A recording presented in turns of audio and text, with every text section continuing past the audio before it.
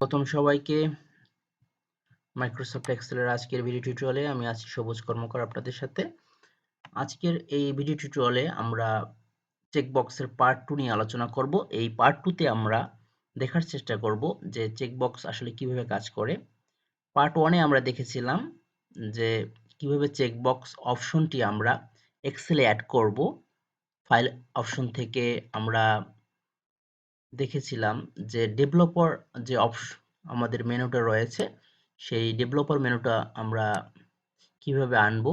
আপনারা যারা পার্ট 1 দেখেননি তারা অবশ্যই পার্ট 1টা দেখবেন, তাহলে আপনারা বুঝতে পারবেন যে চেক বক্স এখানে আমরা দেখতে পাচ্ছি কিভাবে আমরা ইনসার্ট করেছি ডেভেলপার অপশন থেকে। আজকে আমরা চেকবক্সের ব্যবহারটা দেখব যে কি করে চেকবক্সটা কাজ করে।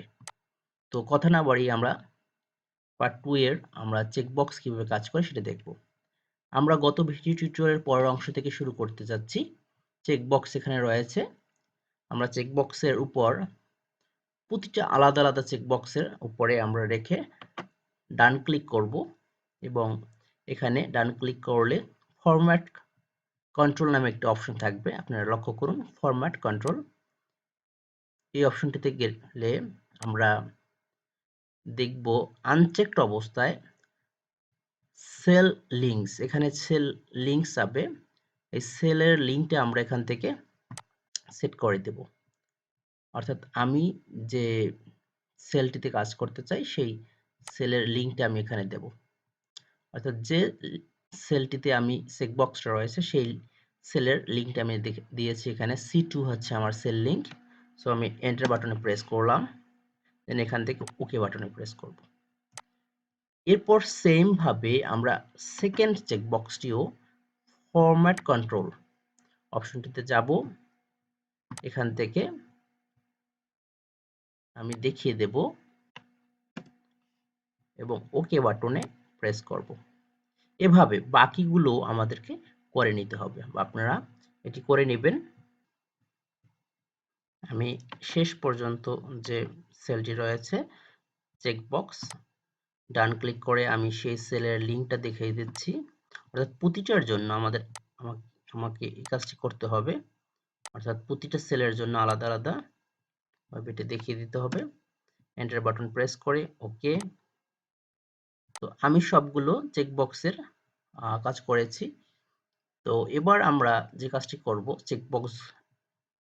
প্রতিটা চেকবক্সগুলোকে আমার সিলেক্ট করতে হবে। আমি চেকবক্সগুলোকে সিলেক্ট করে নিলাম। সিলেক্ট করার পর এখানে হোম বাটনে যাব। এখান থেকে এই যে ফন্ট কালার রয়েছে, এই ফন্ট কালার হোয়াইট করে দেব। চাইলে ব্যাকগ্রাউন্ড কালারটাও হোয়াইট করে দিতে পারেন। সো ফন্ট কালার হোয়াইট করলে এখানে ট্রু ফলস ব্যাকগ্রাউন্ডে যে লেখাটা থাকবে সেটা আর দেখাবে না। অর্থাৎ যখন আমি এই বাটনে প্রেস করব, অর্থাৎ এই চেক বক্সে ক্লিক করব, তখন কিন্তু টিক মার্ক আসবে এবং নিচে ব্যাকগ্রাউন্ডে ট্রু কথাটি আসবে না।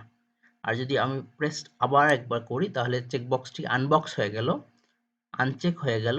সেই আনচেক অবস্থায় ফলস লেখাটি আসবে না যদি আমরা এর টেক্সট কালারটা হোয়াইট করে দিই। সো এখন আমরা যে কাজটি করব সে কাজটি হচ্ছে একেবারে সিম্পল। ইফ কন্ডিশন ব্যবহার করে রিমার্কস, অর্থাৎ যে ঘরে আমরা অ্যাপ্লাই করতে চাই যে সেলে, সেই সেলে আমি রেখে তারপর আমি ইকুয়াল বাটনে প্রেস করলাম। তারপর ইফ কন্ডিশনের জন্য আমরা ইফ কিওয়ার্ডটি লিখলাম। তারপর আমরা যে কাজটি করব সেটি হচ্ছে এই সেলটি, অর্থাৎ প্রথম যে সেলটি এটা C2, তাহলে আমি কি করলাম C2 এই সেলটি ইকুয়াল, যদি ইকুয়াল ট্রু হয় কমা দিয়ে তারপর আমি লিখে দেব ইন